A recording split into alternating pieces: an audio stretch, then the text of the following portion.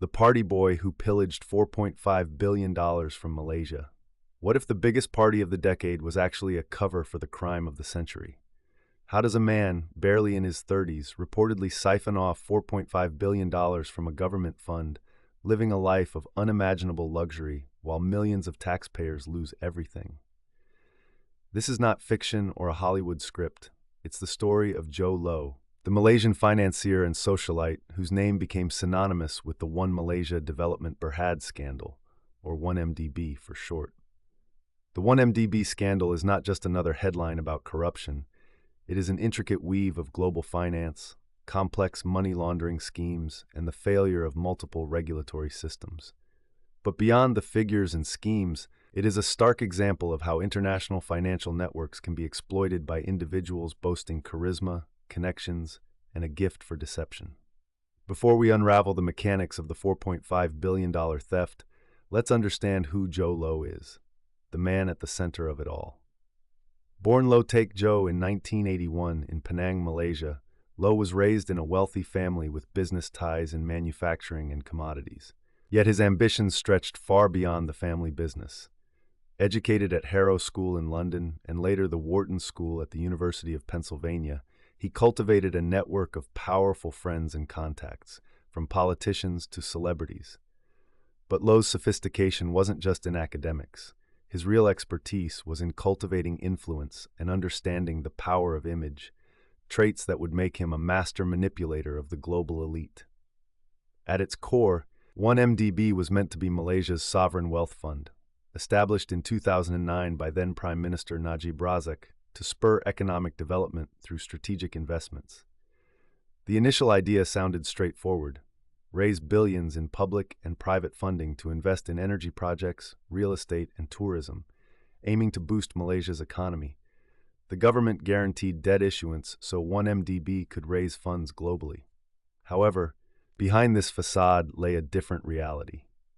Between 2009 and 2015, 1MDB raised more than $10 billion through bond deals, equity sales, and sovereign guarantees.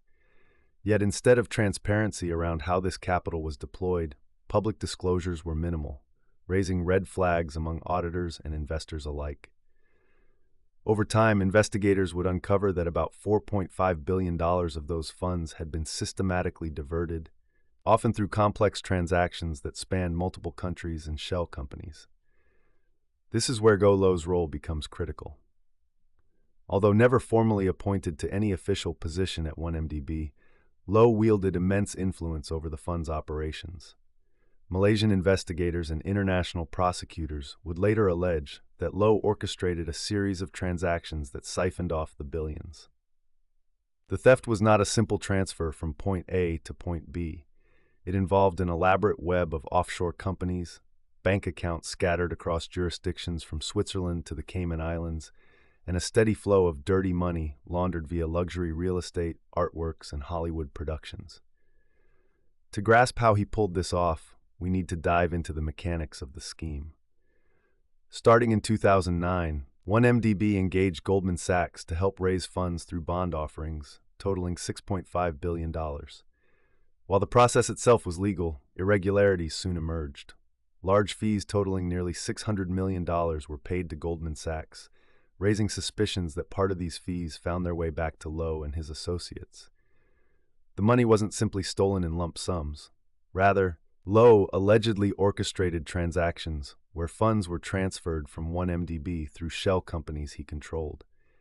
These companies, created in tax havens with the help of law firms and financial advisors, acted as intermediaries, making it difficult to trace the ultimate beneficiaries. One of the key flow paths was through a company called Abar Investments PJS Limited, a Dubai-based entity.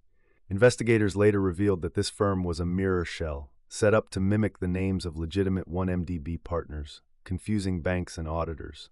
Funds moved from 1MDB accounts into these phantom entities and then onward to purchase luxury assets and fund personal expenses. And here's where the scandal's sheer audacity comes into play. The stolen billions weren't stashed away quietly. Instead, Jho Low financed a lifestyle that seemed straight out of a movie script. Low is reported to have spent tens of millions on properties, including a $35 million Manhattan penthouse, a family compound in Beverly Hills, and luxury villas in the Caribbean. His taste was flamboyant: a $250 million yacht named Equanimity with a helicopter pad, a $100 million art collection including pieces by Picasso and Monet, and a private jet. He mingled with Hollywood stars like Leonardo DiCaprio and Paris Hilton, reportedly paying for films such as The Wolf of Wall Street, a movie uncannily about financial fraud. All these extravagances were ultimately funded by embezzled public money.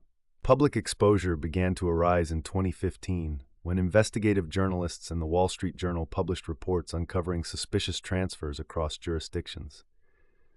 Shortly thereafter, the U.S. Department of Justice, DOJ, launched an unprecedented civil forfeiture case, alleging that billions of dollars originating from 1MDB had been laundered through the U.S. financial system. Between 2016 and 2020, U.S. authorities seized over $1 billion in assets allegedly linked to 1MDB, including art, real estate, and luxury goods. Goldman Sachs faced over $5 billion in fines for its role in raising bond funds for 1MDB. Malaysian authorities arrested several individuals connected with the scandal, and in July 2020, former Prime Minister Najib Razak was convicted on multiple counts of corruption and money laundering related to 1MDB. However, Jho Low remained elusive. Despite international arrest warrants issued in November 2018, he remains at large, his whereabouts unknown, sparking one of the world's most expensive manhunts. Now, why does this matter to a global audience? The 1MDB scandal exposes vulnerabilities in the international financial system, vulnerabilities exploited not by hackers or terrorist groups, but by privileged insiders exploiting political connections. It highlights how lax enforcement in offshore finance, combined with sophisticated legal facilitation, allows massive sums of money embezzled from public funds to move freely across borders. For everyday people, the consequences were severe. Malaysia's economy suffered, public projects stalled or lost funding. The Malaysian ringgit weakened by nearly 20% during the height of the scandal. According to the IMF, Malaysia's GDP growth slowed from 6.0% in 2011 to 4.3% in 2016, partially due to the political instability and loss of investor confidence from 1MDB revelations. Ordinary taxpayers indirectly paid the price for the plunder, and Malaysia's reputation on the international stage dimmed. Central banks and financial regulators worldwide faced criticism for failing to detect the laundering earlier. Banks in Switzerland, Singapore, and the U.S., whose compliance systems failed to flag suspicious transactions, have since strengthened their anti-money laundering (AML) controls, but the 1MDB case remains a stark reminder of how determined fraudsters navigate around these safeguards. Even the Hollywood angle reveals systemic risks. For example, the Department of Justice traced over $100 million of 1MDB funds allegedly spent on movie production budgets and lavish celebrity events. The U.S. film industry, celebrated for creativity and glamour, became an unwitting channel for laundering billions stolen from Malaysian taxpayers. The 1MDB scandal also had geopolitical reverberations. It exposed links between Malaysian officials and powerful global actors, implicating financial institutions across continents and involving at least 17 countries in subsequent investigations. The scandal sparked calls for greater international cooperation on financial crime, influencing forums such as the Financial Action Task Force, FATF, to revisit standards related to politically exposed persons and beneficial ownership transparency. So what lessons can we extract from Jho Low's story? First, that grand theft on this scale is not just about individual greed, but about systemic failure. Political oversight, corporate governance, and global regulatory networks all faltered. Second, the scandal underscores the need for transparency in sovereign wealth funds and international finance, particularly when public money is involved. Third, it reveals that modern financial crime is both complex and global. Unraveling such schemes requires cross-border collaboration and forensic financial expertise. In recent years, Malaysia has taken steps to recover stolen assets. As of 2023, the Malaysian government, alongside international partners, has repatriated close to $1.2 billion of misappropriated 1MDB funds. However, tens of millions remain unaccounted for. The DOJ continues to pursue civil claims and asset recoveries in court. For Jho Low, the story remains open-ended. Despite elaborate investigations and international warrants, he has evaded capture, rumored to be in countries with no extradition treaties.